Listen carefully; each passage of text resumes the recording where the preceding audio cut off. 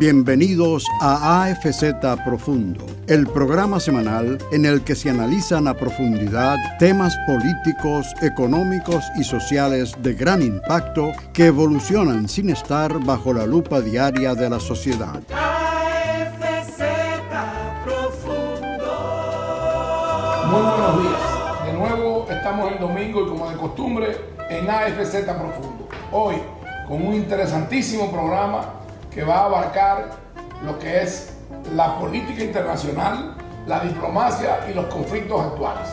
Aquí con nosotros tenemos el gran honor de contar con la presencia de don Hugo Giuliani Curi, ex embajador de la República Dominicana ante el Reino Unido, ante el Reino de Qatar, ex embajador dominicano en Washington, ex gobernador del Banco Central, secretario de Finanzas, lo que soy el Ministerio de Hacienda. Estamos también con la presencia del embajador Pedro Landino Canto, quien ha desempeñado diversas funciones y roles en el Estado Dominicano y en la política exterior, en lo que es nuestro Ministerio de Relaciones Exteriores hoy.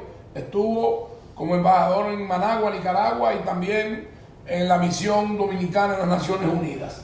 También tenemos la presencia del embajador Julio Ortega, un destacado economista que ha ejercido en diferentes roles y funciones en el Estado Dominicano y en diferentes gobiernos, tanto como asesor como gerente y director de diferentes proyectos y también como embajador dominicano. Hoy en día está también en el tema de la política exterior con relación al gobierno y las relaciones del gobierno dominicano con Haití. Vamos a conversar ampliamente sobre los conflictos que hay vigentes en el globo terráqueo y lo vamos a hacer por regiones. Vamos a comenzar por el Medio Oriente o el Oriente Medio, donde sabemos que hay serios conflictos en Siria, Israel, el Líbano, Irán, Afganistán, Irán y Rusia, que inciden en esos problemas, aunque no estén físicamente en esa región.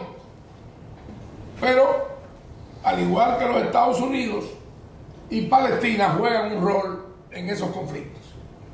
Más adelante vamos a conversar sobre el este de Europa, donde el mayor conflicto y el más álgido se centra en la frontera entre Ucrania y Rusia, donde juegan un rol también la OTAN, Estados Unidos y el Reino Unido, así como también Bielorrusia, porque es un país fronterizo con Rusia y Ucrania y también un aliado muy cercano al presidente Putin, presidente de la Federación Rusa. Vamos también a abordar los conflictos que hay en Asia con China, Taiwán, Japón y las Coreas. Conflictos que por momentos tienen una connotación bilateral y otra multilateral. Igualmente vamos a hablar sobre la situación que hay en el Indo-Pacífico, donde Pakistán, Australia, China, Japón, Reino Unido, Estados Unidos, con el Quad y también el Reino Unido, Estados Unidos, Australia. Japón y Australia tienen el AUKUS, pero están en el Quad. Sí. No, el AUKUS. El AUKUS es de 3 países, que son el Reino Unido, Australia y Estados Unidos, y es sobre la base de dotar a Australia de unos submarinos nucleares que generó un conflicto porque estos submarinos los iban a comprar a Francia ya con contrato establecido, y eso ha generado una fricción que también ha creado una fisura al interior de la Organización del Tratado del Atlántico Norte. Más adelante veremos los conflictos que hay en el continente africano, y el continente africano que tiene por muchos años problemas fronterizos, problemas entre naciones y etnias, algunos entre países y otros internos. Ahí vamos a ver lo que sucede en el Nilo y específicamente en la parte que se denomina el Nilo Azul, con Egipto, Etiopía, Sudán del Sur, Sudán. También tenemos que tomar en cuenta que ahí se está construyendo la gran presa del renacimiento etíopes. Y el mariscal al-Sisi ha dicho que ahora van a comenzar el proceso de llenado de los embalses y contraembalses de esa presa, que el mariscal al-Sisi, presidente de Egipto, ha dicho que si toman una gota del agua que alimenta a Egipto, esa presa la va a explotar. Ahí hay un conflicto que está recrudeciéndose y que puede en cualquier momento estallar una guerra. Vamos a ver también problemas que hay entre Camerún y Mozambique, en el Sahara Occidental, con el Frente Polisario, Marruecos, el Sahel y también el Cuerno de África, donde Eritrea, Somalia, Djibouti, Etiopía y algunos autores incluyen en ese conflicto y en esa zona geográfica a Kenia, Uganda, a Sudán y Sudán del Sur. Lo que quiere decir que en la geografía mundial hay serios conflictos y amenazas de guerras y confrontaciones bélicas. En cuanto al continente americano, tenemos un conflicto latente y que permanece en ebullición, que es en el caso de Colombia y Venezuela. Igualmente hay otro conflicto entre Bolivia y Chile por el acceso al mar y por el uso de las aguas del río Silala. Esta situación y este panorama que hemos presentado lo vamos a analizar y a discutir abiertamente, en un diálogo franco, abierto, sincero, entre mis tres invitados y yo como anfitrión. Vamos a iniciar para escuchar la opinión. No necesariamente tenemos que llevar el orden en que yo lo he citado. Yo planteé que comenzáramos por Oriente Medio, pero podemos hablar de cualquiera de los conflictos y de cualquiera de las regiones. Vamos a escuchar la opinión de don Hugo, de Pedro Blandino y de mi querido amigo y hermano Julio Ortega Tous. Y vamos a tener un intercambio franco, abierto, sin ningún tipo de protocolo que limite la intervención de ninguno de los invitados, por favor. Gracias por la invitación, Aristides. Explicar algo o conversar sobre una región como Oriente Medio es algo complicado y en cierto sentido es poco conocido por los dominicanos. Pero debemos recordar que el embajador Guillermo Curi estuvo en el Reino de Qatar y también fue concurrente en Kuwait, Líbano y hasta cierto punto al inicio en los Emiratos. Y usted estuvo hasta por Afganistán, en misiones. Yo he estado en todos esos lugares. Es una región difícil que podríamos, para fines de los televidentes, tratar de explicar en una forma ordenada lo que son los países ricos de esa región. Fundamentalmente los llamados del Golfo, que son Arabia Saudita, los Emiratos Unidos, Qatar y Kuwait. Esos cuatro países son monarquías petroleras. Son monarquías petroleras, son muy ricos y están bastante. Y don Hugo, ahí no podríamos incluir a Omán también. Claro, pero Omán tiene todavía una condición en materia de desarrollo un poco más rezagada que el resto, en que, por ejemplo, Doha, la capital de Qatar, es muy moderna. Las dos principales ciudades de los Emiratos Árabes Unidos. Vamos a recordar que usted fue el anfitrión del presidente Fernández y su comitiva, entre los cuales yo estaba, y el extinto canciller, en paz descanse, el ingeniero Carlos Morales Troncoso. Y junto a don Hugo visitamos la residencia oficial del emir de Qatar, en ese momento el padre del que está regente actualmente. Por cierto, ahora que tú hablas yo tuve sí la oportunidad de recibir varias veces al presidente Fernández, que por cierto, siempre noté en él un gran interés por conocer en forma profunda el mundo árabe. Pero en ese inicio... Recuerde que él es presidente de una fundación que tiene que ver con las relaciones del mundo árabe y América Latina. Correcto. En ese entonces... Y yo quiero, perdone que me interrumpa, don Hugo, yo quiero que usted corrobore lo que yo quiero hacerle saber a ustedes. En la reunión con el gobernante y el que hace las veces de rey, aunque tiene un título que se llama Emir de Qatar, una señora que nos acompañaba, que manejaba la área de prensa del presidente, y la dejaron ir porque iba a estar la hija del Emir y estaba la primera dama. Entonces ella tenía las piernas cruzadas y don Hugo me hacía señas y yo no entendía lo que él me estaba diciendo. Y no entendía, pero al lado mío otra persona me dijo que atendiera, que don Hugo me estaba diciendo algo. Y bueno, entendí por fin con la seña que ella tenía que bajar la pierna. Cuando salimos, que íbamos a camino a un almuerzo, yo me acerqué a don Hugo, embajador, ¿por qué fue el señalamiento y la forma en que usted lo requería con urgencia? Y él me dijo, bueno, es que no está supuesto a enseñarle la suela del zapato a el Emir y a la familia real porque está sucio. Yo me quedé sorprendido. A nadie. No es a Emir, a nadie. A nadie. Eso pasó un incidente así. Bueno, pues me gustaría que don Hugo le explicara a ustedes para que entiendan la mentalidad de ese mundo y de esa región del planeta. Hay que sentarse en el mundo árabe, las piernas y los pies tocando el piso. No se puede enseñar la parte baja del zapato porque esa parte baja, lo que es la suela, acumula sucio y microbios, y por lo tanto estás enseñando algo que no se debe mostrar.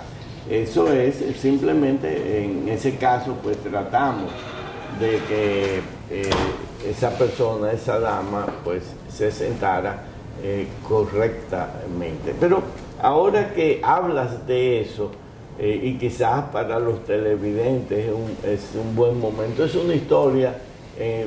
Estábamos en un almuerzo con el canciller Morales Troncoso y el almuerzo nos los daba el príncipe Turkish Al Faisal, que había sido años antes, había sido el ministro de inteligencia de Arabia Saudita. Arabia Saudita es el país más grande y el más poderoso de esa región, tanto militar como en sus exportaciones de la península arábiga de petróleo. Sí, era el papá en cierto tienes Irán al lado.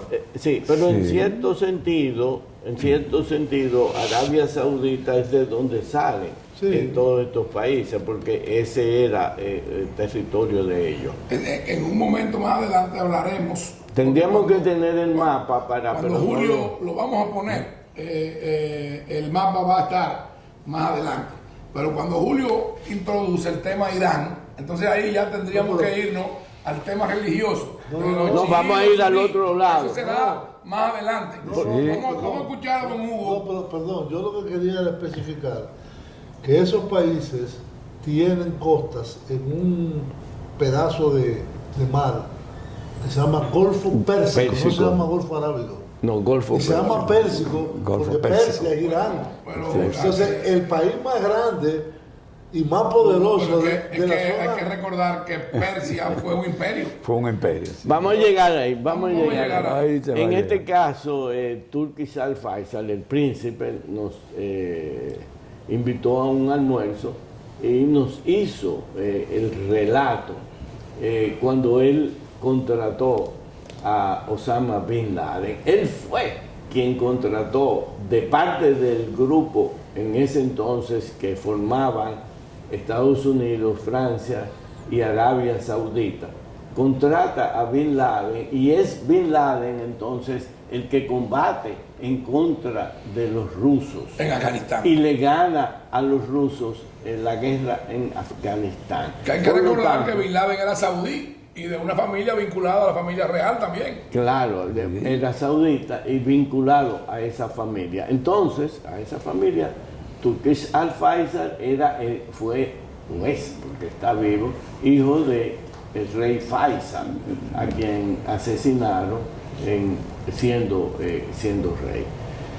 En ese entonces, pues, las preguntas, obviamente, y yo le hice una pregunta que fue un poco un poco fuerte, y me dijo en un momento, ese hombre que hoy es conocido como Bin Laden no es el que yo conocí. Ya. Es decir, que se había transformado totalmente. Es lógico, acuérdense que cuando en el 2001, el ataque de las torres, se vinculó mucho a la familia saudita a ese tema de ese ataque. No, y afectó las relaciones, y afectó en cierta medida, sentido, Estados Unidos y Arabia Saudita.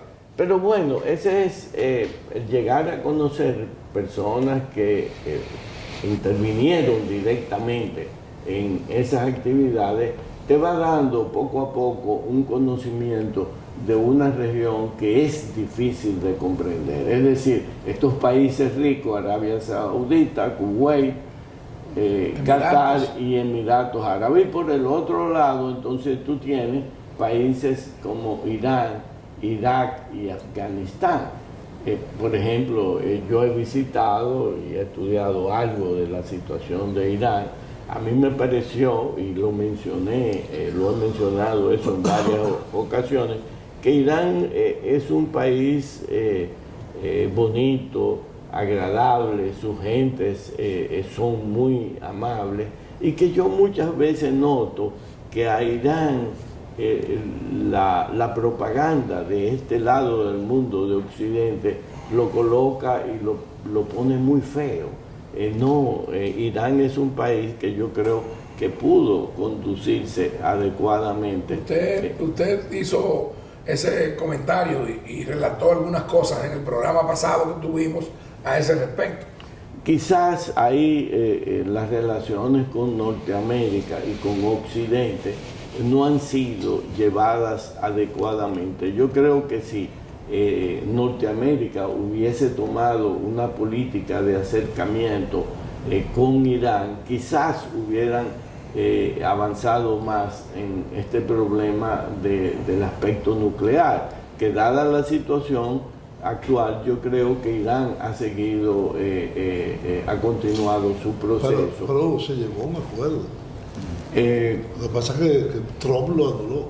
Por eso Trump. Pero Occidente, es decir, el grupo del Consejo de Seguridad, más Alemania e Irán, el grupo de los 9 firmaron un acuerdo nuclear y estaba en ejecución. Pero el acuerdo hoy no existe. Porque lo anuló Estados Unidos. Eso es lo que estoy diciendo. Eso es lo que no lo anuló ni Alemania, ni Francia, ni China, ni Rusia. Pero sí, los americanos no están en el acuerdo en cierto sentido.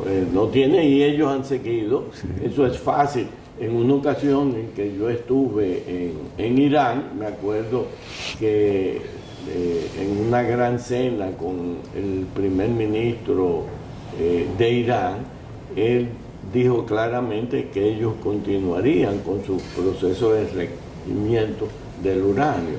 Por lo tanto, ellos han seguido en eso. Eso indudablemente en un momento del futuro traerá problemas versus el caso de Israel. Si somos objetivos, tenemos que reconocer que sí, ciertamente hubo un acuerdo, pero la posición de los Estados Unidos y del presidente Donald Trump se debió a que ellos decían que los iraníes no cumplían con el acuerdo. En ese caso también, en esa misma región, se complica la cosa un poco más por el caso de lo ocurrido recientemente en Afganistán. La salida de Kabul, de las tropas americanas y de todo Afganistán. Eso ha dejado nuevamente a esa nación en manos de los talibanes. Exactamente. La realidad es que Afganistán, con los talibanes al mando, tendrán una situación muy difícil, porque incluso internacionalmente lo tienen aislado.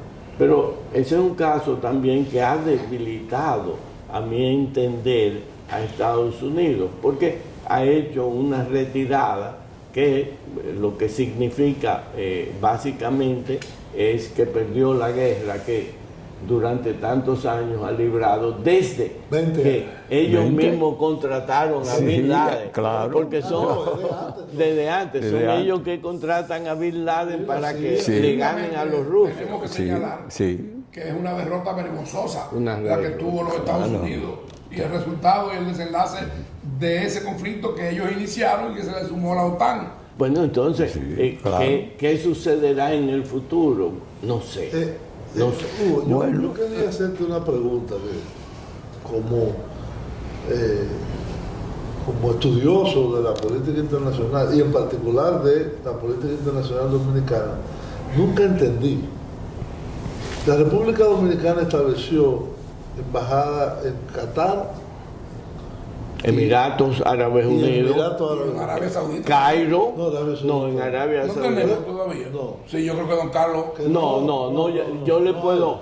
Mira, Déjame terminar. Sí, la ok, pregunta. termínala ya. Diciendo un conjunto, como bien tú definías, encabezado, dirigido, liderado por Arabia Saudita, que es el país más grande, el más populoso y el que más recursos tiene, ¿cuál fue la racionalidad de establecer una embajada dominicana en Emiratos y en Qatar y no en Arabia Saudita?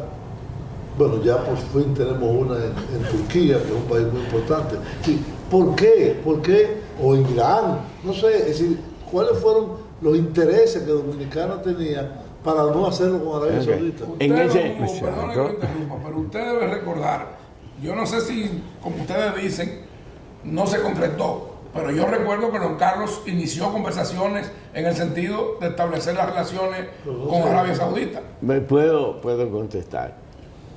Esa historia de ese almuerzo con el príncipe Al Faisal se desarrolla entre Londres y también en Arabia Saudita, en Riad, que es su capital. Sí.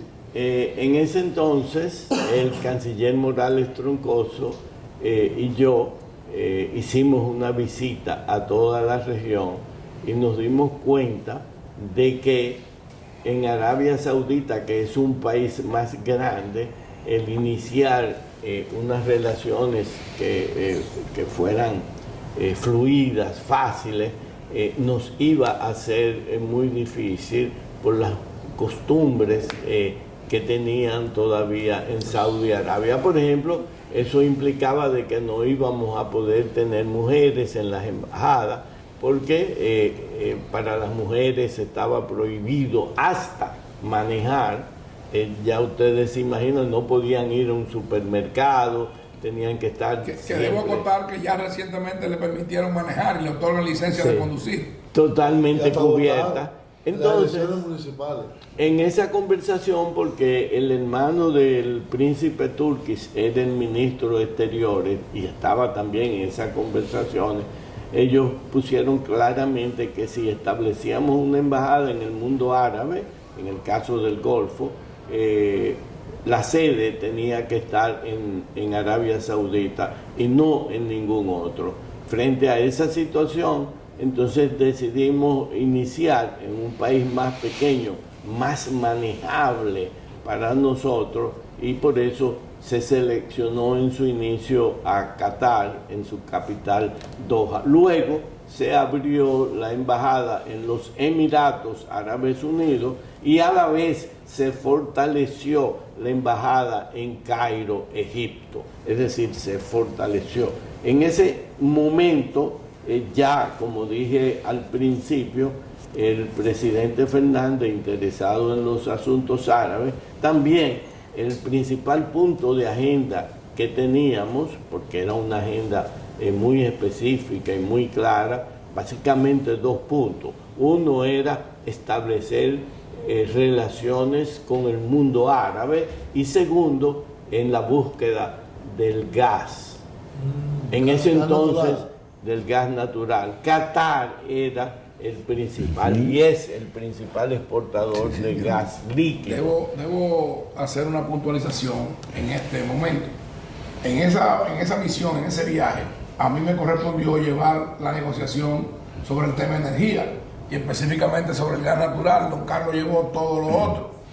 Y había una situación, había una situación que era que por lo que no llegó a cuajar era por el tema del transporte, que los barcos no habían suficientes para atender la demanda y suplir el transporte. Entonces, en esos tiempos fue que comenzó Corea a fabricar unos buques que permitían llevar el gas al estado líquido y se hacía mucho más fácil transportarlo y más práctico. Y luego se regasificaba cuando llegaba a su lugar de destino.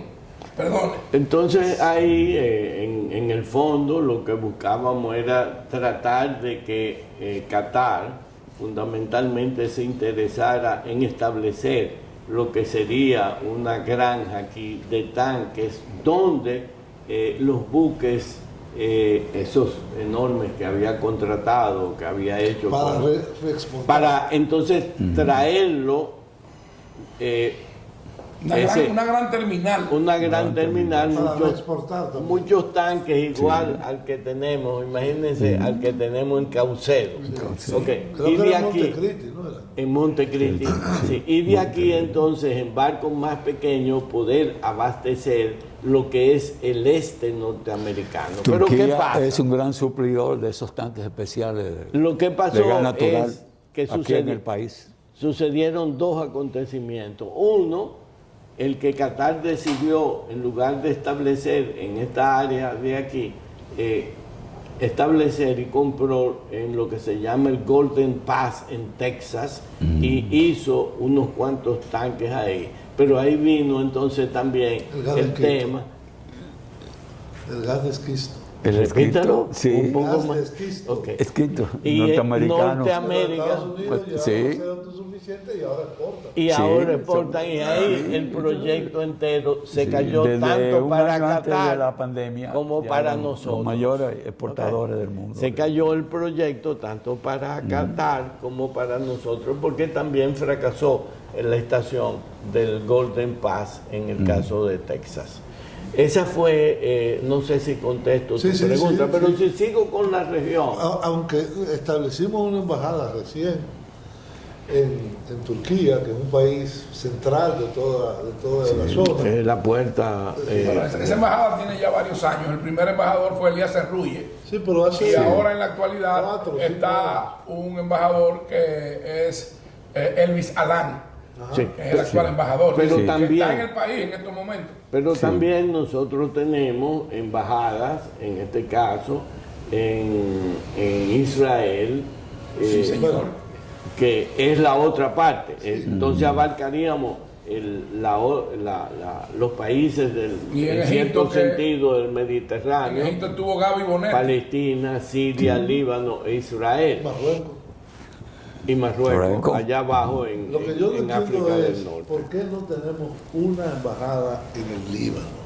Eso es. Donde hay tantos dominicanos de origen libanés. Eso es algo que yo también me he preguntado. De hecho, yo en una ocasión le dije al amigo canciller Carlos, lo más adecuado sería que pusiéramos entonces la sede o que yo viviera un tiempo en el Líbano. Eso nunca se logró, sino que fui concurrente. Además que es un gran centro financiero. Pero además, y comercial. Además, déjame decirle, en aquel entonces, cuando presenté credenciales, yo le demostré al general Michel Suleiman, que era el presidente del Líbano, que este era el país de América Latina donde los libaneses habían sido más exitosos. Y le di una lista. Él se quedó asombrado porque él creía que era Cuba.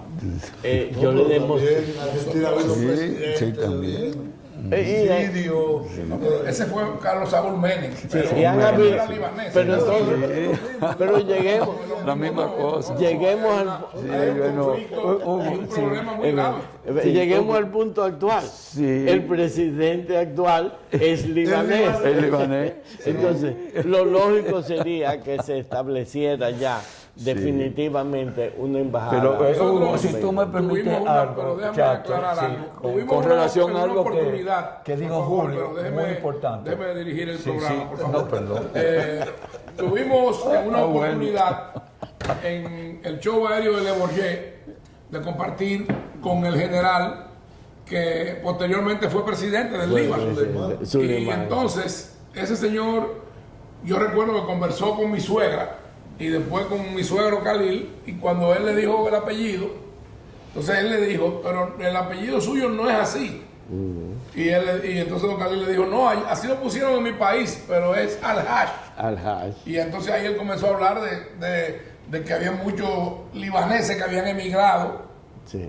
y que había una presencia, No, y además- y mencionó a Colombia, mencionó a Cuba, Sí, y nos mencionó a nosotros. en toda Latinoamérica, pero ciertamente aquí en el sector empresarial, que es muy exitoso, los Vamos a libaneses, escuchar más a que los Pedro árabes, Blandino, que quiere decir algo. Bueno, Dígame, pero embajador. yo no quiero dirigir el programa. Yo sé que no. Somos hermanos.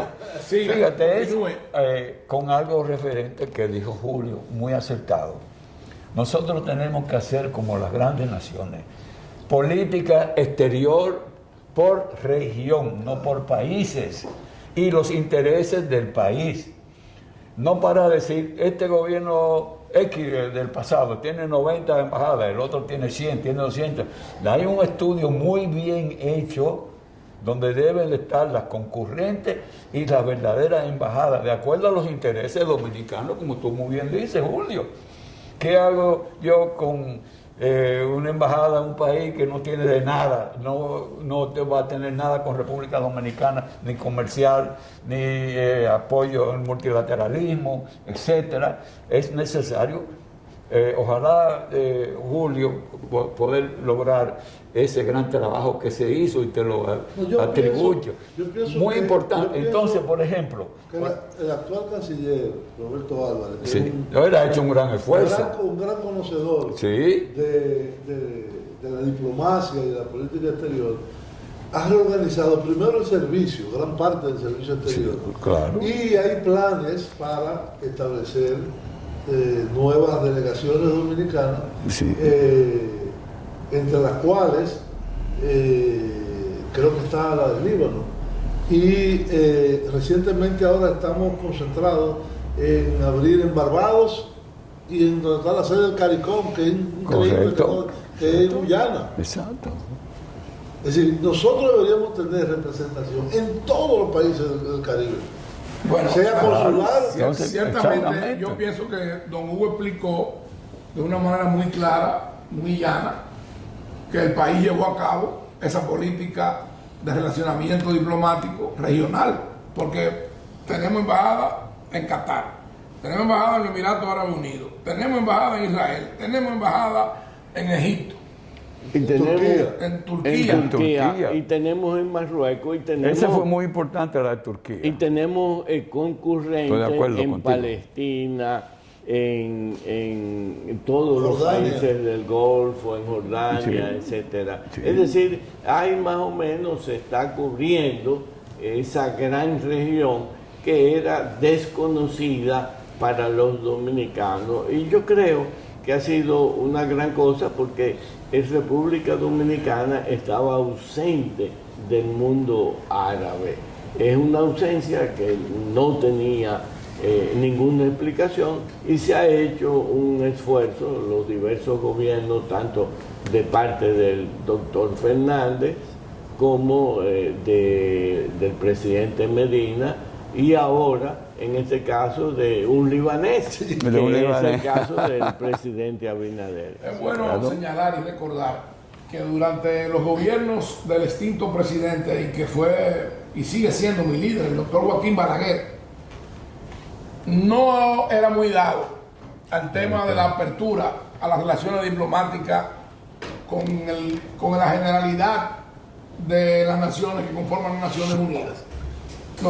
Estábamos centrados en Estados Unidos, algunas naciones europeas y en la región latinoamericana. Era otro mundo. Era otro mundo, era otra época. Era otra época. Vamos a hacer una breve pausa y vamos a regresar en breve con su programa AFZ Profundo, con este interesante diálogo con Julio Ortega Tous, Pedro Blandino y don Hugo Guiliani Cruz. En breve estamos de regreso.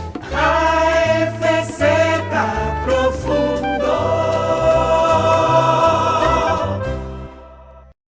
Lo que quieras al mejor precio siempre. Estufa Whirlpool 30 pulgadas, 5 quemadores, 1 año de garantía, 43,495. Televisor LED Silo 4K Smart 43 pulgadas, 23,995. Ofertas válidas hasta el 31 de enero del 2022. Plaza Lama, la super tienda. AFZ Profundo. De regreso con este interesante diálogo. Un diálogo que yo voy a llamar multipolar y multilateral. Estamos hablando de la experiencia de estos señores que han acumulado una vasta experiencia en el mundo diplomático y en las relaciones internacionales. Julio, vamos a escuchar cuál es tu opinión al respecto de la situación que está viviendo Europa del Este, de lo que está sucediendo en la frontera ruso-ucraniana, pero que también involucra a otras naciones, Claro. y más directamente a Bielorrusia, porque hace frontera con los dos países, y la relación del presidente bielorruso con el presidente ruso Putin. Por favor. Mira, para entender lo que está pasando en esa región del mundo, hay que por lo menos irse al año 1989. En el año 1989 cae el muro de Berlín.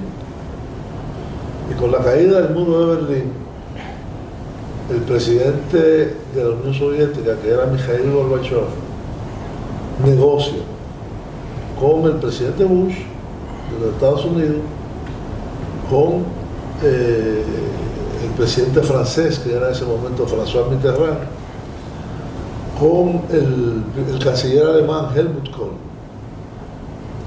y negocian un acuerdo para lograr la unificación de Alemania. Alemania estaba dividida, para los que no recuerdan eso, entre Alemania del Este, que era, digamos, la parte que fue la zona de ocupación soviética. La parte que en el reparto se quedó No, la la Unión zona, Soviética. cuando fue derrotada Alemania, hubo una zona de ocupación soviética, una zona de ocupación. Pero en realidad lo que hubo fue un reparto. Si decimos las cosas como son. No, pues un reparto, fue derrotaron. Sí, ¿no? Estamos de acuerdo, ellos ocuparon el pero país. de Ellos- lo que era el dominio Ellos ganaron alemán esa parte, ellos y ganaron esa lo parte que de era la el guerra. dominio nazi, Estados Unidos, Inglaterra, Francia y Rusia se repartieron. La URSS. Sí, la Sí, URSS sí, se repartieron pero lo que ellos, quedaba. Sí, para ellos apoyar lo que realmente tú estás diciendo, En Julio. la conferencia de Yalta y en la conferencia de Potsdam Sí. dijeron Claro. esta zona va a quedar Sí, bajo influencia de sí, fulano. sí. Sí, hubo un reparto. Y Vamos a llamarlo Rusia así. dijo que no lo iba a entregar porque ellos llegaron hasta ahí, bajaron luchando y se ganaron el territorio. Entonces, tú tienes casos, para yo ponerte un ejemplo, como Austria. Austria fue liberada por la tropa soviética, pero en la negociación de Yalta y posteriormente de Potsdam, Austria quedaba en el campo occidental. Y las tropas soviéticas se retiraron en el 47, 48, y lo entregaron, con la condición de que Austria se quedara, como es todavía hoy, un país neutral, como lo es la República de Irlanda, como lo es Suecia, como lo es Finlandia. Suiza. Bueno, Suiza toda la vida ha sido neutral. Pero no es. Ni es de la Unión Europea, ni nada de eso. Entonces, en el año 89 cae el muro de Berlín. Y el mundo está ante una reorganización total del mundo que quedó de la posguerra. Esos tres personajes que yo te digo, Gorbachev, Bush, Kohl, no, tres no, cuatro, y Mitterrand, llegan a un acuerdo y dicen, vamos a aprobar, porque Francia estaba en contra de la unificación de Alemania, vamos a aprobar la unificación de Alemania, la retirada de 300.000 soldados de la Unión Soviética, de Alemania del Este, que era un peso económico enorme. Y yo quiero apuntalar ahí que en ese momento el actual presidente ruso, Putin, Era estaba al frente de la KGB coronel de la KGB. en lo que era la Alemania del Este. Vamos a hacerlo, pero vamos a acordar una serie de parámetros. Uno, la organización del Tratado del Atlántico Norte, que es la organización dirigida, estructurada y liderada por los Estados Unidos en Europa, no va a avanzar, con excepción de Alemania del Este, 1 centímetro más hacia la frontera rusa o hacia la frontera en aquel momento de la Unión Soviética. Los países que llamaban de la cortina de hierro, que van desde Polonia hasta Rumanía y Bulgaria, podían transformar su sistema político, pero no integrarse en la OTAN. Siguen en la Unión Europea, pero no en la OTAN. ¿Qué pasa? Eso se violó. Bueno, ese es el origen del actual conflicto, Bueno, y por lo que Putin reclama. Putin reclama que no han cumplido los acuerdos que llegaron. Por eso lo pongo como el inicio que tenemos que retrotraernos hasta el año 1991, 2 años después, que colapsa la Unión Soviética y las 15 repúblicas se convierten en 15 países independientes. Comienzan a independizarse. Todos. Cuando Yeltsin saca a Rusia de la Unión Soviética, es como un cuerpo que se queda sin hueso. No existe. Es decir, todo el mundo se separó. Proclama su independencia. Proclama su independencia. Algunos todavía muy ligados a lo que actualmente es la Federación Rusa. Como todos los países de Asia Central, Kazajistán, todos los tanques, son muchos. Y Bielorrusia. Bielorrusia y Ucrania. Bueno, Ucrania siempre ha tenido una especificidad. El más y yo próximo a Rusia. Y yo quiero que tú me permitas, por lo menos, yo dar mi opinión. En Ucrania, a mi entender, hay un sector de la población que es prorruso. Y otro que son rusos. Y otro que es radicalmente opuesto a Rusia. ¿Y qué pasa? Si lo vemos desde el punto de vista histórico.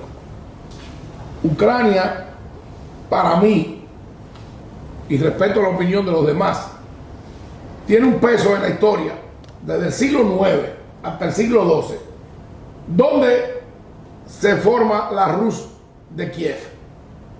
¿Y qué era la Rus de Kiev? Eran todas las tribus eslavas. Sí. Y después que viene Rusia, pero primero estaba eso. No, la base de la formación del Estado ruso Es a partir de ahí. Fue un protoestado, no fue un Estado, es de la Rus Fue de a Kiev. partir de ahí, de la Rus de Kiev. Entonces, tú me estás dando la razón. El país más vinculado históricamente con Rusia, que prácticamente son la misma cosa, Sí, es Ucrania. es Ucrania. De Hay que Ucrania. ver, porque ustedes dicen, Ucrania. algunos que postulan esa tesis dicen que uno de los problemas ruso-ucranianos es que los ucranianos apoyaron al nazismo. Es verdad. Sí, pero es verdad que estaban explotados y sometidos por los rusos. Entonces ellos iban a abrazar de lo que llegara, que le quitara a los rusos de arriba. Ese es mi punto de vista. Y respeto Apoyar a Hitler es ¿Y qué le estaba pasando a ese país y a los ciudadanos de ese país con Rusia? Yo te voy a decir lo que le estaba pasando. Estaban sometidos a una especie de esclavitud. En el año 1922, Ucrania, Rusia y todos los países que formaban la Unión Soviética eran países feudales. Feudales. Eran países con economía agrícola. No, feudales. Feudales. En el año 1940, Pero todos, Rusia lo era también. Rusia también, todos estaban industrializados y tenían una industria de guerra gigante. Eso no se hizo cortando canica. Sí. La acumulación de riqueza que tú En requieres, tu cultura hay un contenido ideológico muy fuerte. tú puedes llamarlo como tú quieras. Pero de que se industrializó la Unión Soviética y se hizo una superpotencia, eso es innegable.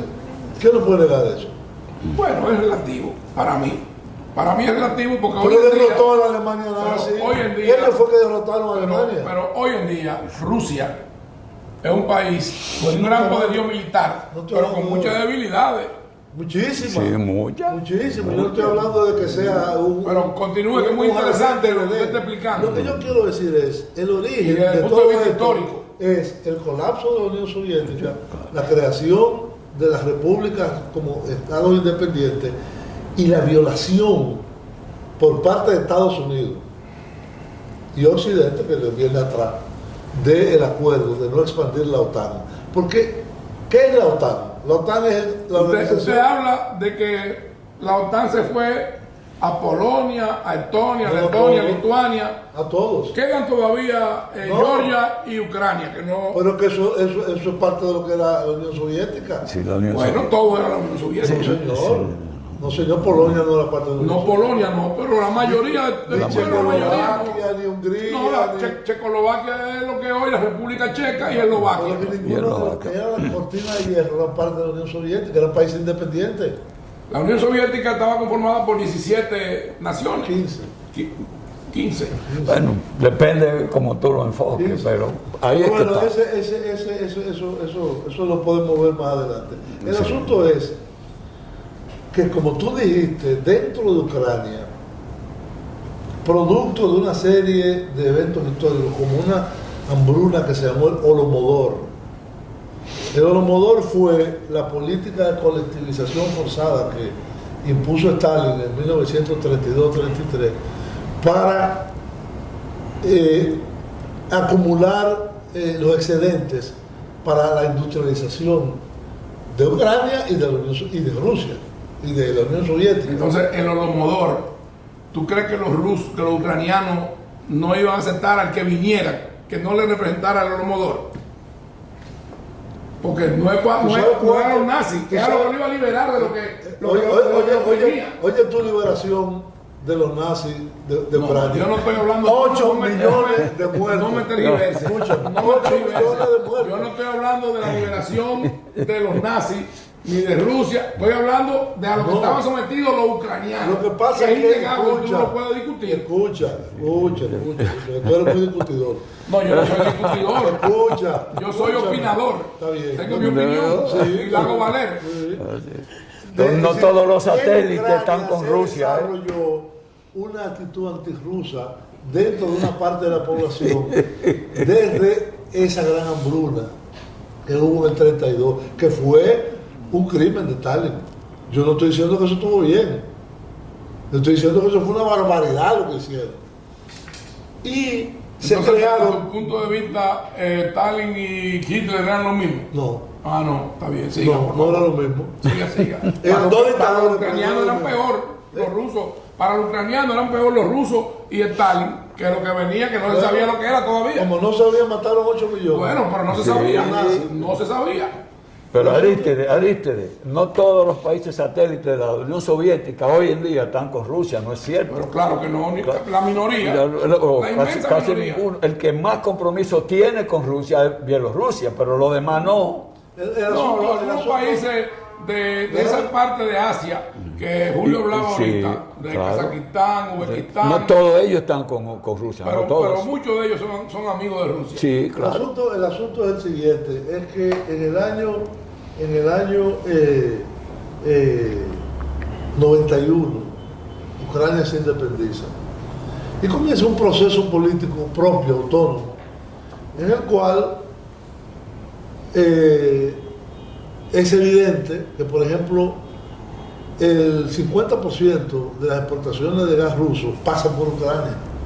Sí. Y Ucrania se beneficia, aunque no ponga una gota de gas. Ahora mismo tiene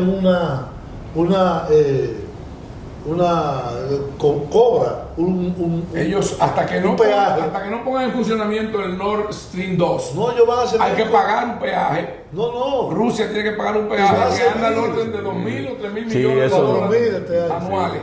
Bueno, este año no sé 4.000. No está funcionando el Stream 2. El segundo, Todavía la no mayoría está. de las Pero exportaciones... si hay dos, porque hay uno. Escucha, la Ay, el mayoría de uno las sí, exportaciones el uno de Ucrania van a Rusia, no van a la Unión Europea. Entonces, dentro de la población ucraniana hay una división y además hay una gran población rusa. No de origen, Sí, claro, ruso. sí. Bueno, yo te voy a decir eso sí. que Ruso. eso es cuestionable porque Putin acaba de repartir en el área del Donbass 500.000 pasaportes rusos. Pero son comprobado. rusos, son rusos. No, después que tú le das el pasaporte, sí, pero antes de tenerlo. Son no. rusos. Yo tengo pasaporte español. Él está haciendo, ¿qué está Escucha, haciendo él? yo tengo pasaporte español y yo no soy español. Pero déjame decirte, dominicano. Ilvanar esta idea. No, porque aquí existe la doble nacionalidad. Y allá también.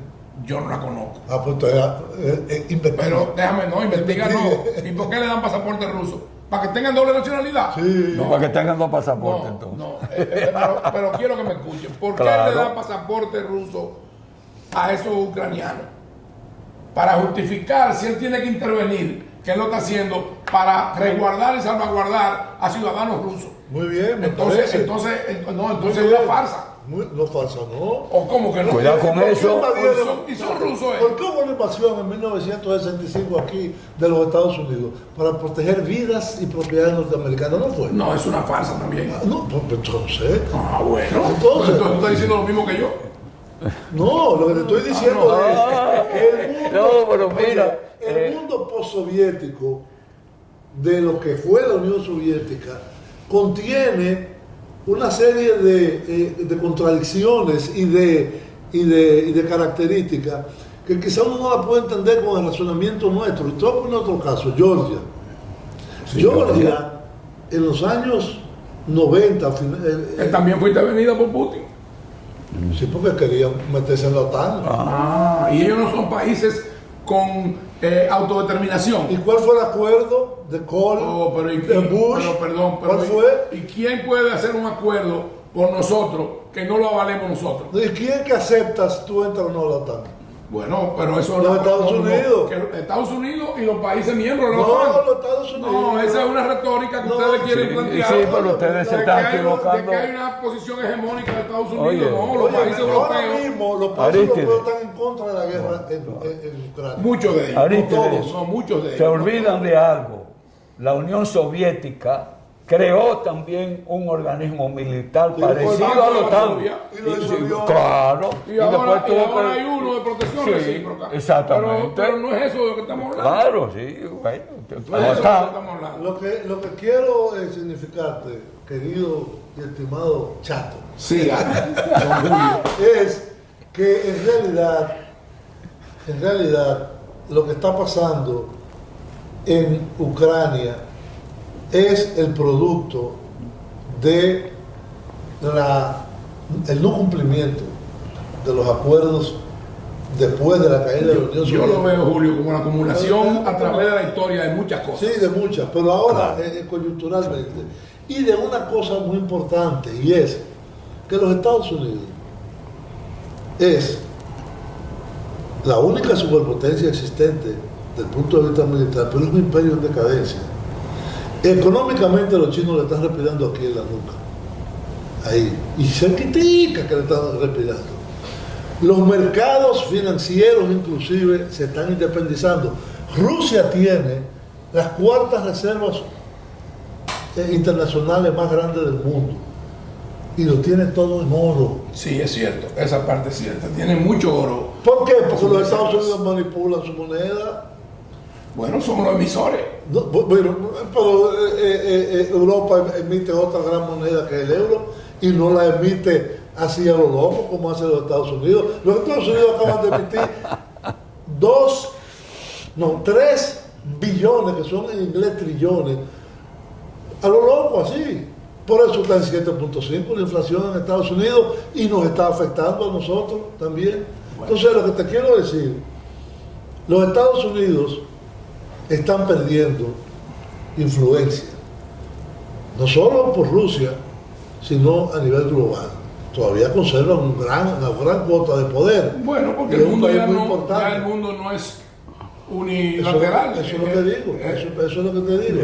Entonces, ellos consideraron cuando colapsó la Unión Soviética, Rusia era un país de tercera. Y este señor, como tú dices, un ex coronel de la KGB, Ha logrado un gran rescate de Rusia. lo ha puesto en el primer nivel hoy en día. Bueno, en aspecto militar sí, en el aspecto de la energía, pero En hay otro todos. aspecto que no. En el Todavía 2005 sigue teniendo una comunidad rural muy marginada. En todo, chato. En el 2005 Vamos a hacer- yo estuve en Rusia, Sí, en una conferencia de me lo medio contaste ambiente en el en el programa que tuvimos 2004. aquí Pero ya nos están haciendo y señas que Putin, se agotó ahí- el tiempo, Pedro. Sí. Y entonces perdón. Se comprometió a modernizarlo todo. Quedaría en Rusia. inconcluso. En Por 2004. favor, vamos a hacer una Quedó pausa inconcluso, y vamos a continuar para el próximo programa del próximo domingo con este mismo tema, en este mismo punto. Regresa el próximo domingo AFZ Profundo con este tema que ha generado urticarias, que ha generado puntos de vista encontrados. Y que, Bueno, mi él rol estaba en aquí- Ucrania, que tú me diste Ucrania a mí, mi rol parte de ese continente. Mi rol aquí es Como él dice. entrevistarlos y sacar desde dentro de sus conciencias y de sus puntos de vista Tu opinión. Sí, lo que yo claro. quiero que el público sepa y conozca de la personalidad de cada uno de Sí, ellos. él no me quiere Regresamos el escuchar. próximo